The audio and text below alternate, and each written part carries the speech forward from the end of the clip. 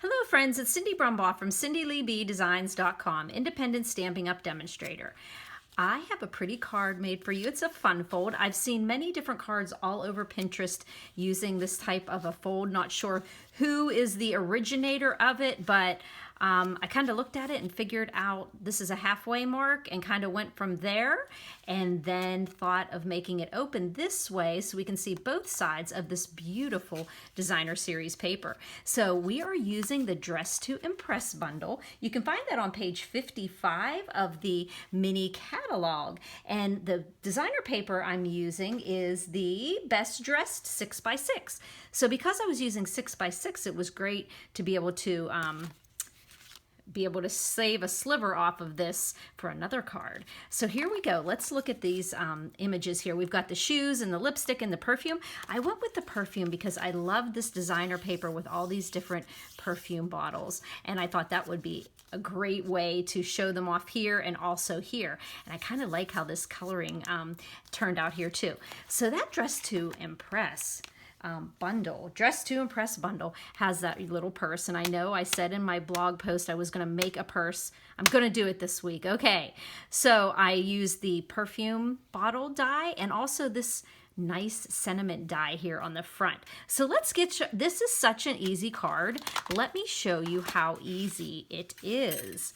So what I did here, I don't know if you can tell this, but I took the purple from there and mixed it with the mint macaron, and I took the mint macaron we're going to cut out from here and put it here. So if you pick two colors that you like, maybe Petal Pink and Lovely Lipstick, or the Purple Posy and the mint, or maybe you even want to go with, this is, the color in there is Daffodil Delight, but that's kind of a bright one, so I did use So Saffron. But if you pick two different colors, you won't be wasting any paper. I'll show you how. Okay, so we're going to start here first with our card base. Now this card base is just a half sheet of our cardstock, and it's 5.5 by 8.5, and then we're going to score it at 4 1/4. So 8.5 scored at 4 1/4, and it's 5.5 on this side. Okay, and you can see that score line there. We're going to pick one of the sides, it doesn't matter which one, and we're going to make some measurements so that we can cut on our trimmer. So what we're going to do is I'm just going to pull out a piece of my Stamparatus grid paper. It actually has the numbers a little bit different, but I think I'm going to be able to show you how I'm going to do this. So we want to have on one of these sides, the 5.5 inch side, we're going to want to do 2 3/4 because that is half of 5.5. And so if I put it on here, I can know this is 1, 2, and that's 3/4. Now I want to go 3/4 on these two sides as well. I think maybe it was Lisa Curcio that I saw the 2 3/4 from. So there we go. We're going to go 2 3/4, and then I'm just going to pop this here. You can also, you don't have to use grid paper, but oh my gosh, my grid paper I use as a roller all the time. I guess that's why it's called grid paper. 1, 2, and then 3/4. Okay, so we have our tick lines, and all we're going to do, now if you would like to connect those with a ruler, you can, but you really don't need to do that. We're going to pull out our Stampin' Trimmer. Let's get it the right way. There we go. And all we're going to do is take and put, let's get this going here. We're going to use the cutting blade, the darker blade, and we're going to put the tick mark on the top of the card into that groove, and we're going to put this one down into this groove here. So it's the same groove, but we're going to connect the top tick with this middle tick that's on the where the card opens. Now I always start a little bit onto the paper and go back, because sometimes when I start here I catch an edge here. So I'm just going to put it down. I'm going to go that way and then back up, and there we've got our first cut. Now we're going to go back to this tick mark again and go to this other tick mark we made on the bottom of the card. So right there, do the same thing, bring it a little bit onto the paper. Maybe you don't have that problem, but I have had that problem where it just sticks on me. We're going to put this little guy back here, my trimmer. I'm just going to come over here and erase my little marks there. Okay, so now what we're going to do is just going to put a circle die on here, and I'm using the layering circles dies, and I'll have the measurement for that circle die that I used. And you're just going to put it onto your triangle part and just have like about an equal portion from the score line up here and onto these sides. So just kind of center it there, and you're going to run that through your Big Shot. Now I have been using a clean plate on my Big Shot because you don't want any scratches or those indentations and scratch marks from your acrylic plate to pull off on here, because you're going to see that inside of the card. So when you're cutting that circle out, either use a clean plate on the bottom or put a piece of copy paper or something that's not going to catch that imprinting there. There is for the Big Shot, there is a platinum plate that does not have any marring on it. So I did use my platinum plate for that. So what we're going to do is run that through the Big Shot, and by the magic of video, I already did that. So there we go, we have that. Now this is the circle that came out of there.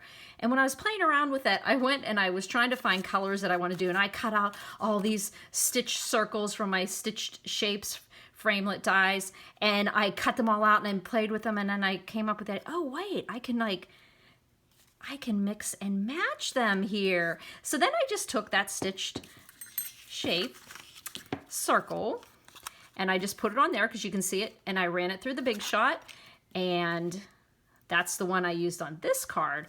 But on this, when I cut the circle on this card, I cut out my stitched circle in Purple Posy. It's so pretty. Even though we don't have the ink now, the paper and the blend and everything is so pretty. So there is just how simple it is to make that card base. Now I wanted to show off that designer series paper, and so I wanted to use this paper, and I cut it to 5 1/4 by 4 1/2, and I scored the 4 1/2 inch, scored it an inch in on this 4 1/2 inch side. So 4 1/2 inch scored in. Now you'll want to pay attention to the way you did this. Okay, so when you're going to have the card opening from this side, you're going to score on your right side of your paper. But on this one, I wanted to show you that you could open your card also. Here we go. I wanted to show you could also make your card opening on the opposite side. Now, how did I find that out? Because this is the one that I scored to put into this card, and it didn't fit. And I'm like, oh, darn, I have to recut it again. But no, you can just change the orientation of your triangle going from one side to the other. So there we go. And then it's so easy to do. We're just going to take and put a piece of your typical 4 by 5 1/4 Whisper White, and we're just going to line it right at that score line, and that we're just going to glue that down, and that's going to go into the inside of the card. So I do see a couple little raggedy edge. Okay, we're good. So what we're going to do is put some adhesive right on that 1/2 inch section there of our designer paper, and then we're just going to get our Whisper White lined up there nicely. Once again, it's hard to do this without having my head in view. Okay, I see a little scarfy there of, where are my scissors? Oh, there they are. I want to just trim this little bit of designer paper that got a little ratty there on me. Okay, so there we go. So you can see it's going to go in here, and we're going to open it the opposite way. So we can go ahead and let's stamp the inside here right now. So the inside, I pulled a stamp from the Beautiful You. Remember the Beautiful You that's in the annual catalog? And I love this Life Looks Beautiful on You. Since I was making a Mother's Day card, I thought that sentiment was great. And this has like a cursive font on it, Happy Mother's Day, Life Looks Beautiful on You. I just thought that was a really great sentiment there. So I used one of the colors here that I see pulled out of my card, and that's the Lovely Lipstick.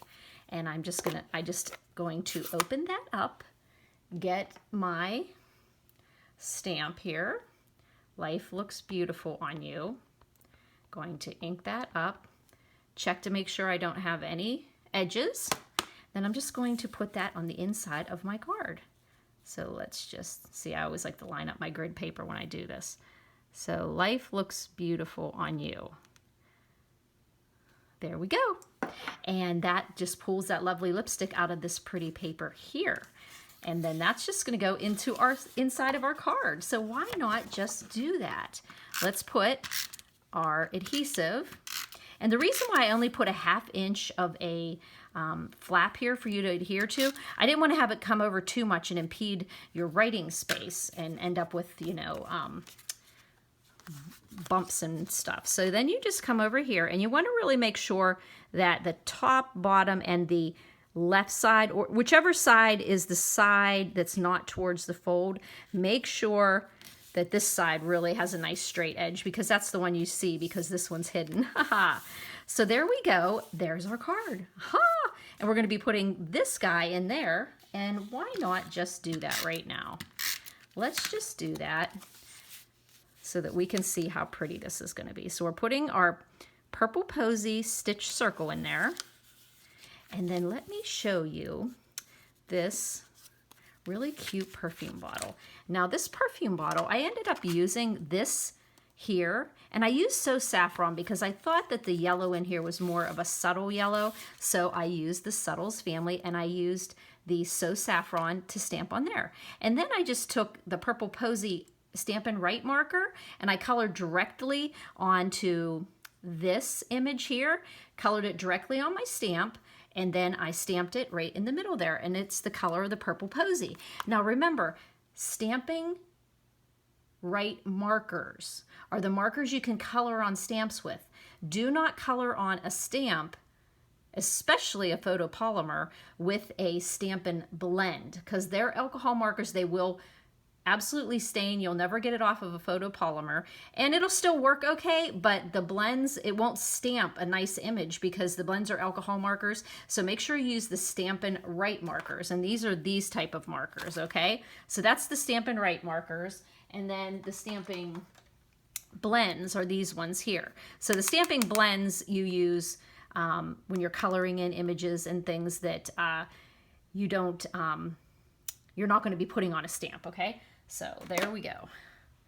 Blah, blah, blah, blah, blah, blah, huh? Okay, so that is going to be the little guides going in there. But once I did that, I thought there was a little something missing on this perfume. I had the So Saffron, I had the Purple Posy. So what I did is I just came back with my light Petal Pink, because that's one of the colors that's in this designer paper. And so I just came over and I just filled in where the yellow didn't stamp and just gave it a little bit of, it actually looks like a little bit of a shadow. And I just did it on the bottle part, not on the label, but it just kind of filled in and gave it a just like kind of nice textural look there. And then we are going to put some dimensionals on the back. And I just saw my dimensionals here. Where did I see? Right here, right underneath my dies. So we're just going to stick a dimensional on the top there, one on the bottom, and let's just be a little bit generous and put one right in the middle there. So we're going to pop those little guys off. Okay, and then we're going to put that right in the middle of our circle, and just look how pretty those colors accent each other. Now, one thing that I liked on this card was the lovely lipstick. However, I tried making this card with the lovely lipstick base and also with the lovely lipstick circle, and it was just too bold. It wasn't working for me, and I just kept playing around. And I said, let's just be bold with our sentiment here. But before I did that, I was like, there's something missing here. So as you can see on this card, I just made a little trim on there. And what I did is I just took, where's my little pieces here? Did I lose my other little piece? Okay. We got a little issue here. Mission control. Okay, so I guess what I'll do is show you how I did that, since I can't find that little thing. So what I did is I'm going to bring out my old faithful tabletop trimmer. And all you have to remember when you do this is just to get a nice, very thin, very, very thin, probably a 1/16 of an inch. and get about a 1/16 of an inch. Make sure it's all about the same size. So whenever you're going to put this border on your card, it doesn't matter if it's a 1/16, it doesn't matter if it's an 1/8 or whatever. Just make sure it's all one and use the same strip. Like, don't do cut two different strips, because I found that mine were not perfectly the same size. So it's really not like you have to measure it. You're just going to pull it over and put it down. And the reason I use my tabletop trimmer is it just cuts that way. It's so much easier for me. So what we're going to do is just put this little border right there. So to do that, I just went ahead and put my handy dandy craft silicone mat, because it is my best way to get no glue on my little mat here and my surface. So just go ahead and put a little bit of glue. You don't need a lot, because you get too much, then you're going to get it all over the card. So then I just took this strip, and like I said, just make sure you're using the same strip, and I'm going to start and bring this a little bit above the edge of the card on the top. So just a little bit above, and then just run my finger, keeping it straight. And there we go. I have that nice little edge. And then I'm just gonna snip it here for a second. Okay, because the next one I'm going to do the same thing. I'm gonna put a little bit of glue on this strip. Here we go.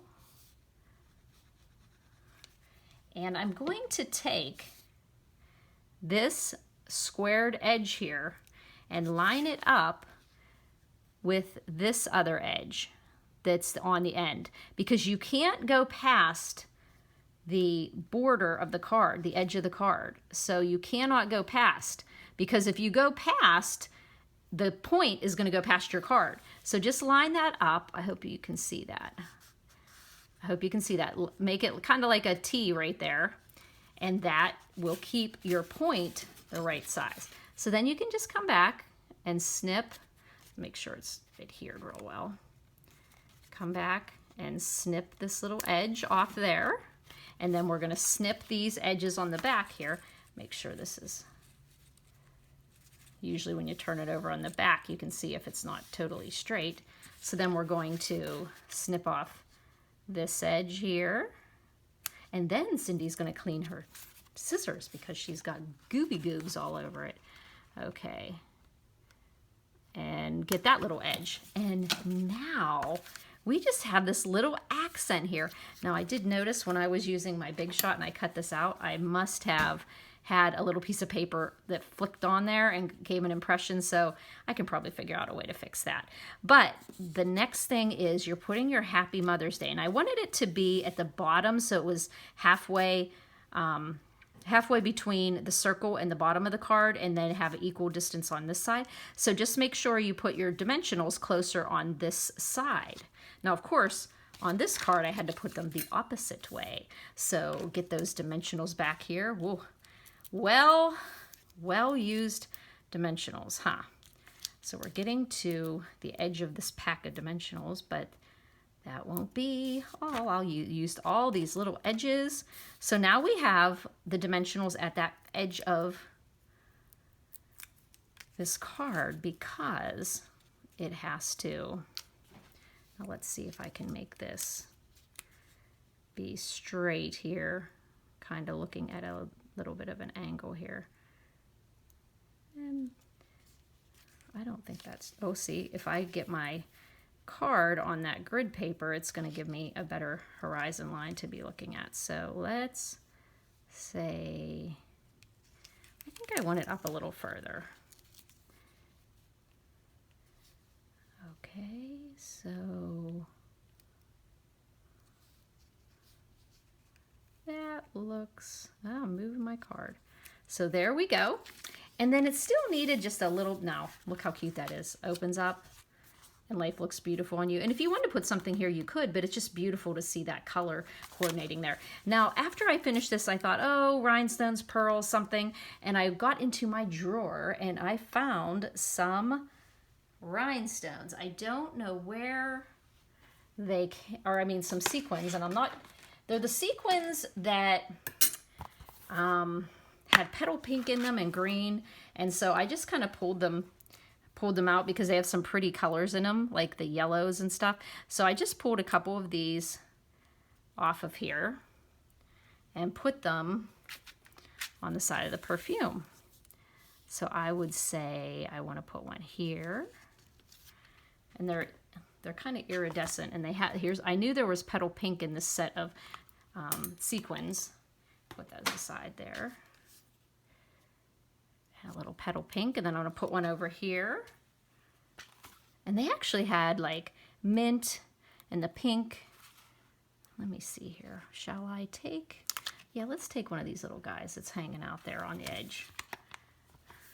That was the best way I could put the sequins out at class one time, is just to put them inside one of my small stamp cases. So there you go. You have a couple little dimensionals there, and you have a cute fun fold that's so easy to make. You just measure down on either side.